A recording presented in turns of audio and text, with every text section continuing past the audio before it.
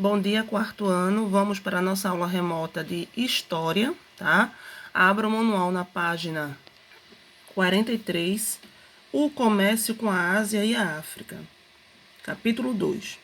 Enquanto estava lendo em seu quarto, Massaro não desconfiou que Satiko, sua madrasta, preparava uma surpresa para ele, que foi descoberta devido a um incrível cheiro que vinha da cozinha.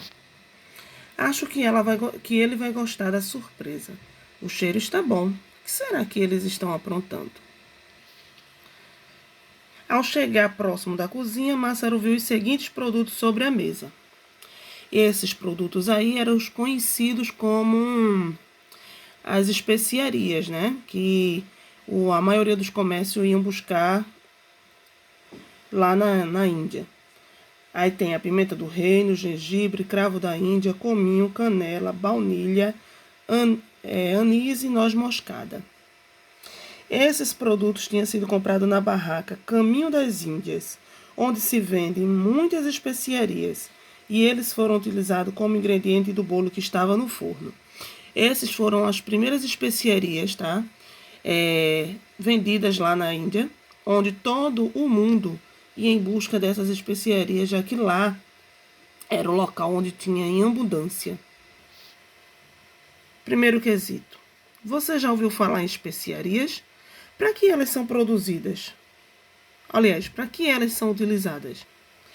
Você já ouviu falar desses temperos aí acima? Para que servem esses temperos? A maioria deles para temperar comidas, né? Comidas, bolo, né? O anis, por exemplo, ele serve também para fazer chá. Massaro lembrou-se de que esses produtos chegaram há muito tempo ao Brasil, trazido pelos colonizadores portugueses, depois de ler sobre a circulação de pessoas e de produtos.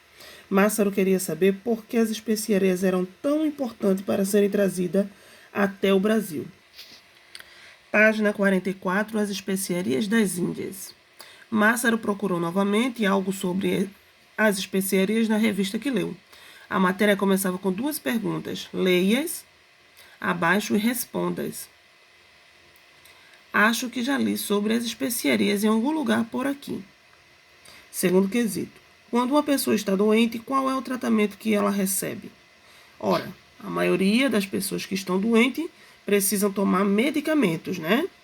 Terceiro, atualmente, de que maneira podemos conservar os alimentos? Hoje em dia, diferente do passado, que utilizava-se o sal, né?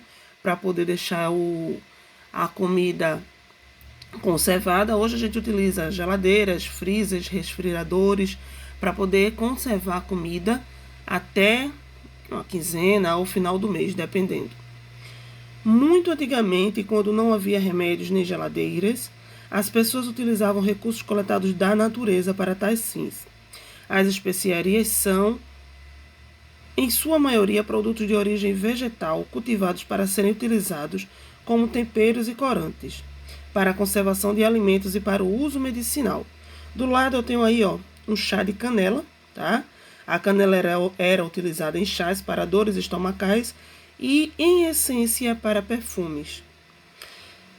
Até hoje, muitas pessoas utilizam do chá da canela também para enjoo, tá? Quando você está enjoado, você toma um chá de canela e passa. Aqui embaixo, próximo à carne, é um tempero, tá? Que é a pimenta misturada ao sal para ser jogada sobre a carne, a fim que se conservem por mais tempo. Então, no tempo que não se havia geladeira, a pimenta e o sal ele era fundamental. Não que hoje não utilize, se utilize muito para temperar as comidas, certo? Mas a pimenta e o sal era o principal conservante para deixar a comida sempre como se estivesse refrigerada. Do outro lado, eu tenho um pó vermelho chamado açafrão. Ele era utilizado como tintura para colorir tecidos e pintar construções. Hoje em dia, muitas pessoas utilizam açafrão, tá? Na comida, para poder dar cor à comida, por ser mais saudável. As especiarias eram cultivadas principalmente em uma região conhecida como Índias, localizada no continente asiático. A principal rota de comércio por onde circulavam as especiarias era chamada Rota da Seda. Quarto quesito. O que você lembra sobre a Rota da Seda, estudado no capítulo anterior? Você vai dar uma voltinha lá no capítulo anterior, dá uma lidinha e coloca o que você lembra. Página 45. Em virtude de seus diversos usos, as especiarias tornaram-se muito apreciadas na Europa e em outras partes do mundo, mas a grande procura por elas e a longa distância que deveria ser percorrida para adquiri-las tornavam esses produtos muito caros, o que eu falei na outra aula, né? As pessoas iam à busca dessas especiarias e pagava-se muito caro pela viagem, por muitas vezes se perdiam e aí acabavam tendo que pagar mais até chegar na Rota das Índias. Acredita-se que os gregos e os romanos tenham sido os primeiros povos a popularizar as especiarias na Europa. Muito tempo depois, por volta do século XIII, diversas civilizações, como os árabes e os italianos, ampliaram o comércio das especiarias entre o Oriente e outras partes do mundo. Alguns produtos eram tão caros que apenas algumas gramas poderiam ser trocados por ovelhas ou boi.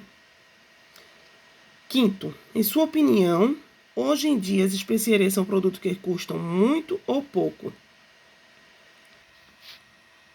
E por falar nisso, escolhendo o que consumir. Os pais de Massaro começaram a conversar sobre os preços dos produtos na feira. Eles comentaram que alguns estavam baratos e outros muito caros. Primeiro quesito, em sua opinião, por que os produtos se tornam caros ou baratos?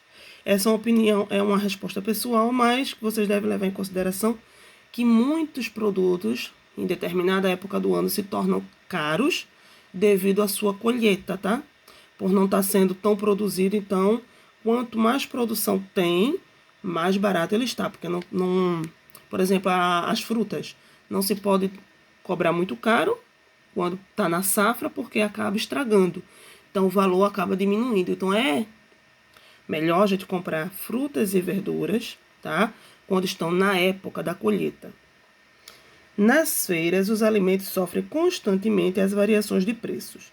Essas variações podem ocorrer devido à distância para se conseguir o produto, à época da colheita, à dificuldade no cultivo de alimento ou a eventos naturais que afetam a produção.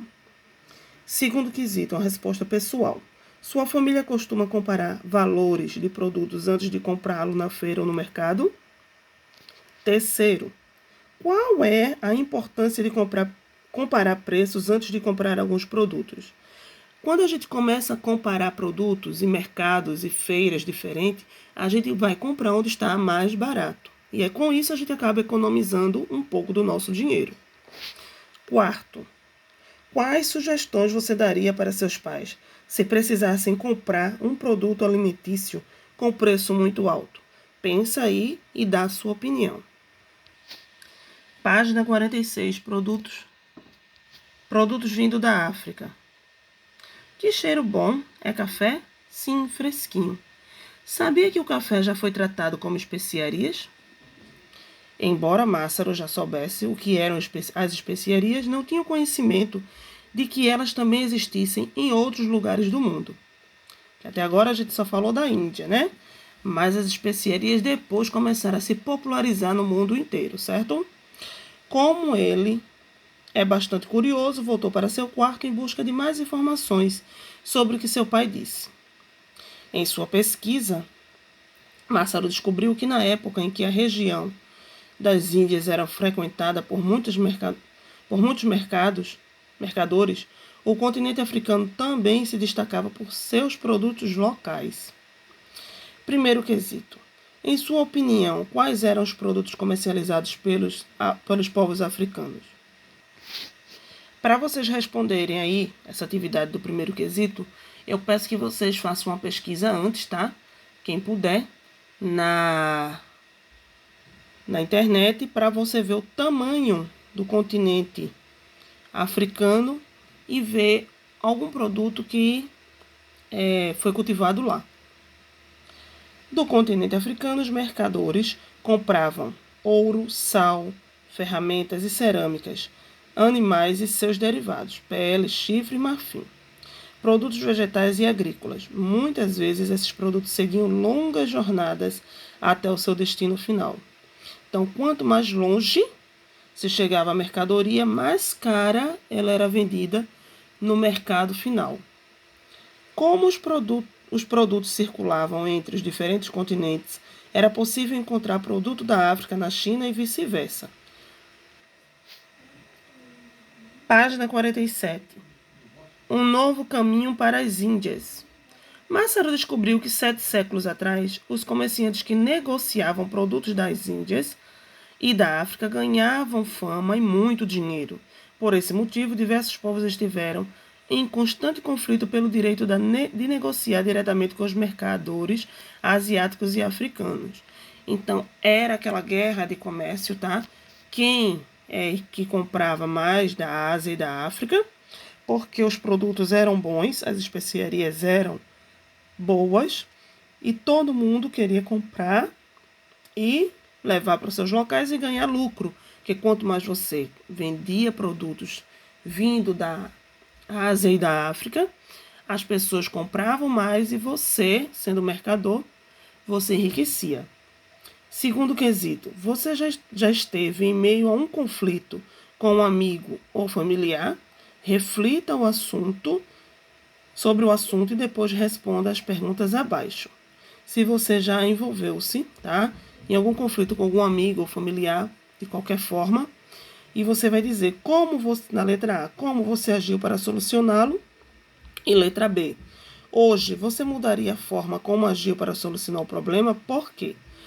Na época que você se envolveu, né, em algum conflito, alguma discussão com algum amigo, com um familiar, como você solucionou? E hoje, se você solucionaria de uma forma diferente, por quê? Aí vem abaixo. Para evitar consequências mais sérias, como guerras, alguns povos buscaram trajetos alternativos para navegar até o Oriente. Os pioneiros na busca por um novo caminho às Índias foram os portugueses. Esse período ficou conhecido como os das grandes navegações e durou o século XV até o século XVII.